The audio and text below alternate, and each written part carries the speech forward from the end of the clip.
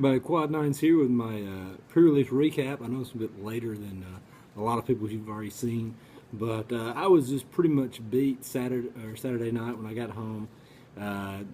This is technically Monday morning right now. Sunday I got up, had to do the family thing, 'cause I spent all day playing Magic on Saturday, so no big deal there. And went to work Sunday night, and I'm just now getting off, so thought I'd show y'all what all I did. So I was red for the pre-release because I wanted the dragon, because I thought it was the best trump card. Like, basically, if I got it out, I could either kill something with it when I attacked to make it where they couldn't block and hit them for 5. And there was I did some math beforehand, because it does 1 damage for 2 mana to whatever creatures they have. Well, on the base stats for Theros and Born of the Gods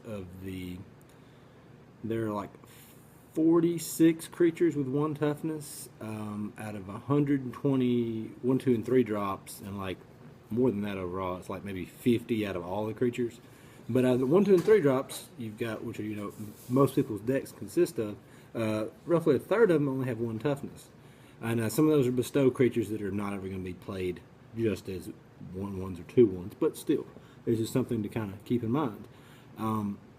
So I like the Dragon Light, want red. I also wanted the chance in my seeded pack to get like a Searing Blood, or just, the good red removal. And I was like, sounds fine to me. And I'll pair it with like white or blue, or just whatever makes it most aggressive or just the best. So anyway, we'll just go through the deck. Spoiler alert, it was blue, was the color I paired it with. So played, I think it was 2, 3, 4, 5, 6, 7, 8 islands, and 8 regular mountains with a Temple of Abandon as my 9th red source, also scribed, which is very relevant for my deck, and you'll see why in a second. I had 1 Crone Crusader, just as something to play in early turns, and I had ways to give it evasion, and targeting it is always good because I like free guys that attack. So this guy, Impetuous Sunchaser, I originally had some ways to like pump it up to, but the fact that it attacks every turn, you cannot block with it. Like, maybe if you wait till after combat to play it, on the turn you play it, you can block with it that next turn, but generally he just doesn't block. So probably the worst card in my deck. If I'd have had any other 2-drop creature, I probably would have thrown him in here over this. I wound up a little light on creatures, which kind of bugged me because I had to do a few more tricks than I wanted to have. But so this thing was in there. Was it Reckless Reveler? It's basically Torch Fiend. It's not bad. It served purpose. It got in there for a couple of damage. If I gave it evasion or got to pump it, it did more. Never blew up an artifact. I only played against 1 artifact and never drew him when I did. So yeah. Now this guy, Deepwater Hypnotist, is actually not bad. I played against a real defensive deck that had like an 0/4 wall and a Wavecraft Titan, which is like a 1/4. But the turn before he played his Wavecraft Titan, I attacked with this guy. So he was always untapping, and I was just making this guy, like, he had no power on board once I untapped. So I was just getting attacked with everybody. He'd block what he could, and I'd just sneak some damage in. So it's not the worst. If you can give him evasion, it's better, but giving -3, -3 to their creatures does help in combat a lot. It's not great, but you'll play it when you need to. Now Vaporkin, on the other hand, did a lot of work. 2 power flyer for 2, got in there a lot. So that's one thing. This is one of the main reasons I went blue. As far as on the common or uncommons, Borges End, I get to scry, get to bounce their guy, just really play the tempo game. Liked it a lot. Now this thing, Stratus Walk, really, really good. I put this on some interesting cards, let me tell you, to give them flying. I even targeted my opponent's guy that was already flying one time, just so I could draw the card because I needed to make a land drop, and it worked. Drew a land. It was great. So it's a very versatile card. Getting to draw the card when it enters, got it all covered up, sorry. But for 2 mana, just 2 mana draw a card and possibly give something big flying, it's pretty much auto include. Now this thing, Rise to the Challenge, gives it +2/+0 and first strike, which when you're beaten down early, if you get it ahead of them and then they start deciding they want to block, you just wait till they block. Just, if you're going to win, pump it up. If not, just sometimes I would just trade and hold it for later. Maybe get that last 2. I got the last 2 damage in, like, I think 2 of my game wins. So I like this card okay. Now this one, Thunderous Might, I kept slapping it on the Impetuous Sun Chaser just to make him do something. You know, instead of attacking for 1, he's attacking for at least 3, sometimes 4. So it made him kind of a must kill, which on my 1/1 for 2, for them to must kill it, if I got to hit him with them once for this, I felt like I got my card's worth of value if it bumped me like 2 or 3 points of damage. So yeah, it's okay. It's better when you have something a little bit more stable, I guess you could say, something not so easy to kill like a 1 toughness creature. But since it was a flyer, usually I put it on Vaporkin once or twice too. Like I had a couple of red ground guys. So it's if you could hit them once with it, it's not that bad. Now this one, Scouring Sands. Like I said, there were 46 creatures in the 1, 2, and 3 drop slots out of 120 1, 2, and 3 drops that this just straight up kills. So I got a lot of 2-for-1s, got 2 3-for-1s, and both times the guy said, "You have that card in main deck? That seems horrible." I was like, "Killed your dudes. Sorry." And it's not great. It's really not. But the reason I was playing it is because of another card's coming up. Divination, I'm going to say easy. Nimbus Naiad, I enchanted it a lot. Sometimes I just slammed it on turn 3 and just, you know, 2U, put something on this to pump it up. All-star, you know what this card does. Okay, this guy's pretty good. The Kragma Butcher, when he untaps, he gets +2/+0. So he attacks for 2 the first time and 4 after that. So, you know, if you get to attack with him and he untaps, they really have to target this guy because he closes the game out pretty fast if they don't have it at the board. Flame Speaker Adept. Okay, like I said, there was a couple times when I got to scry with this guy out, and it's just, if you do it at instant speed, it's really a blowout. But just even doing that Scouring Sands, like kill one of their guys, make this guy have 4 power and first strike and attack, and like they had to chump block because they were just going to die. So, Flame Speaker Adept, not 1 but 2. Why is that important? Because of this card. Another reason I decided to pair my red with blue is because of the activation of this is Scry for 1 and a blue. Not only did it do all the work on my opponent's instep, looking at the top of my library, just shoving stuff to the bottom I didn't need, but I won one game, my opponent was at 15, and I had enough mana open he actually said no blocks. I'm like, scry, scry, scry. With 2 of these guys out, did 16 damage. I don't know if he just didn't think I saw it or he didn't see it, but all of a sudden I was like, you're dead? So he just kind of like facepalm. So anyway, that is the thing. In draft, if I get one of these early, Flame Speaker goes up infinitely. This card is okay. The main reason I had it main deck was because of another creature that really benefits from having enchantments on the board. But being able to play it, draw, scry, or scry, then draw the card. If you got a guy you're not using late game, you know, he's just sitting there, you know, it might be a blocker that doesn't attack. Just sit there and let it instep and just do the flip. This was my rare for my seeded pack, which was pretty good. I got to kill 1 Planeswalker, got to kill a Kiora on 5.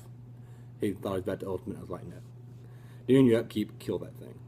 The reason I didn't do it on my turn was, I don't know, I was trying to do other stuff, and I was hoping he would do something else. But I didn't want to give him priority to ultimate or whatever. So, anyway, killed a Kiora, killed multiple 5 toughness, 4 toughness creatures. Pretty good card.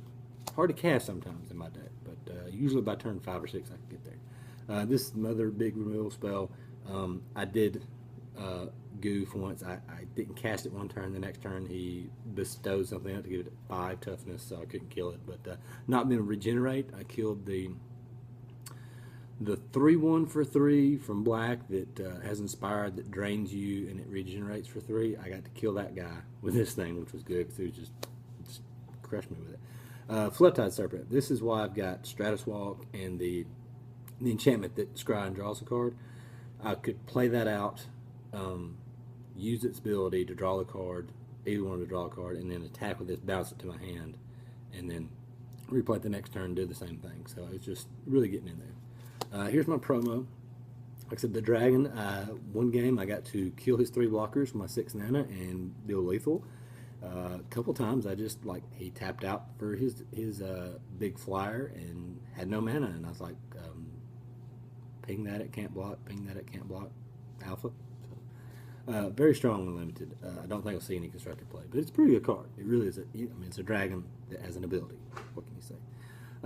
So the reason I paired blue, besides what I already showed you, all the Krakens. Released all the Krakens. I had both these guys out. A couple different games. In my first match, game 2, I get down to 1 life because my opponent has an 11/11 monstrous Nemesis Immortals lifelinking because it had a Hopeful Eidolon on it. And I cast both of these, and he just attacked into it, and I'm like, double block with 14 power? He was hell-bent. He had no hands, so he just said, he mistakenly killed this one, the 8/8, which, it's not, he wasn't really, he's at 32 life at this point, and I'm at 1. So I guess he thought he killed this one, but I had enough mana. I drew a land the next turn to monstrous this, make him a 10/10, and tap his team down for infinite. So, yeah, Krakens are good if you can get there, which is why I had a lot of kind of stall gameplay. I went 4-2. I won every match in which I drew reasonable. The 2 matches I lost 0-2. Didn't sniff a game. One time I mulled to 5 and 6. Would have 2 lands, make a couple plays, and not draw the right lands with the right spells. Died pretty fast both those. But the other matches, I feel like I was always in them. Made some decent plays. Nothing really too tricky. My opponents did overlook a couple things. Like I said, like the scry ability on Flamespeaker, when I could scry with this guy and pump these guys. Ran into that multiple times. Something to keep in mind. I actually played FNM on Friday, which I hadn't done in forever.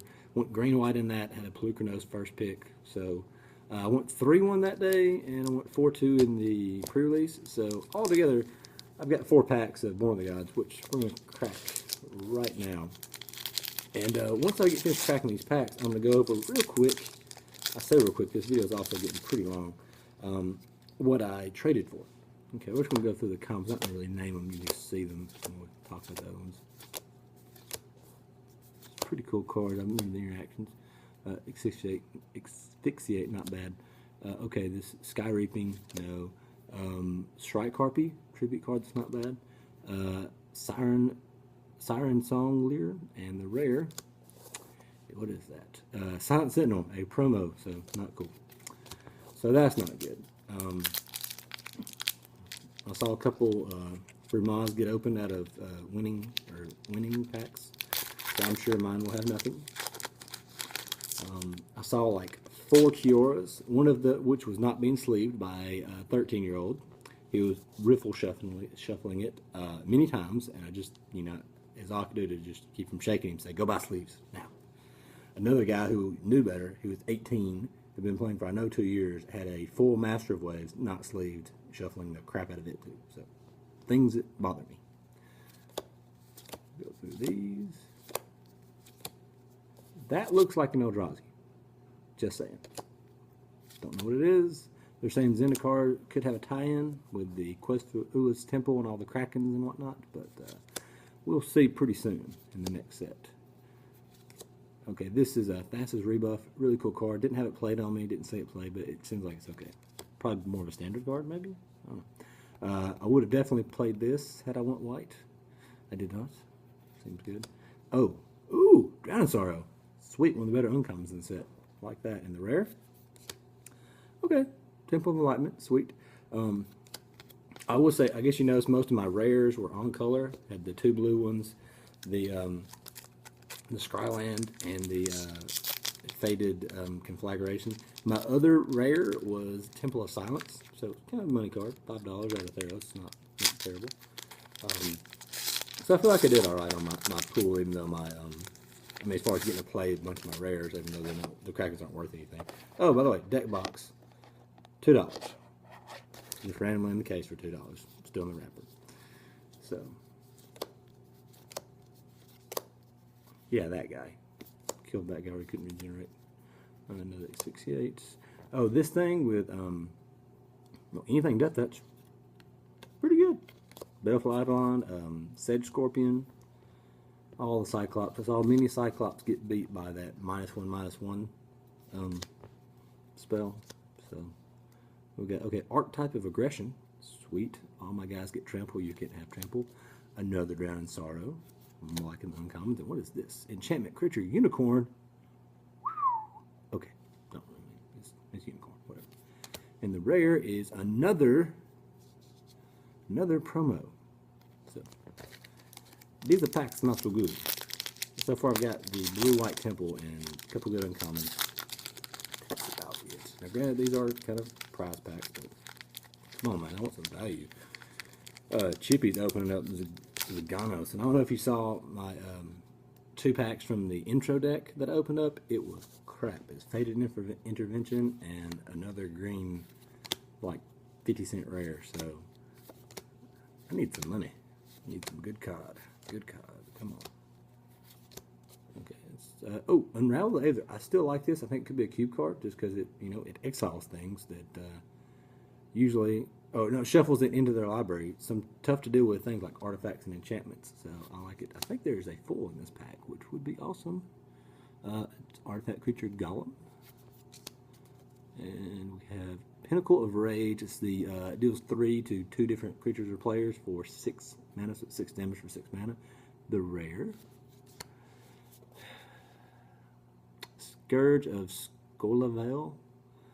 It's okay in limited. I don't think it's. It may be okay in standard. I haven't looked at green too much. So I do have a full, so let's see what we have. Hey, full Siren Songler. Okay, so Squadouche there, pretty much. Okay, it's going on about 16, 17 minutes. Bear with me. I traded, these following cards I traded. A Jace the Mind Sculptor from Worldwake, a Threads of Disloyalty, a original set Seedborn Muse, a promo, no, not promo, Incendiary Command, and a Prophet of Krufix. These are the cards I traded for. And F&M Deep Analysis, because I had the bad Nico Bolas art from the Nico Bolas dual deck. I like this much better. And All is Dust. It gets better. A Null Rod, which it's kind of hard to find. It's not a very expensive card, but I like it. A City of Traders, getting him the money. And the biggest one I was really happy to trade for, a Show and Tell, a actual pack of Show and Tell. So I had to get rid of one of my Jaces, but picked up some pretty good stuff from my cube. It should be going in this week. I got to pull some cards out and move some stuff around so my cube doesn't get back up over 600 cards like it was. I'm trying to keep it around 540. It's tough. I got to cut cards I like. So. But yeah, so one full upgrade. I only had one of these in ADH, needed it for cube. And these 3 cards are pretty powerful. This might not go in right away. Maybe as I add more, not power, but just more really strong artifacts. So anyway, if you made it all the way through this video, I really appreciate you watching. Please check out my channel. Like I said, I'm gonna have the giveaway of a 180 card cube when I hit 500 subscribers. I plan on doing the video for it this week about how you're going to win, and it's going to be pretty neat. I think y'all enjoy it. And actually, I'm going to give this away to somebody when I hit 400 subscribers. I'm not that far away from that.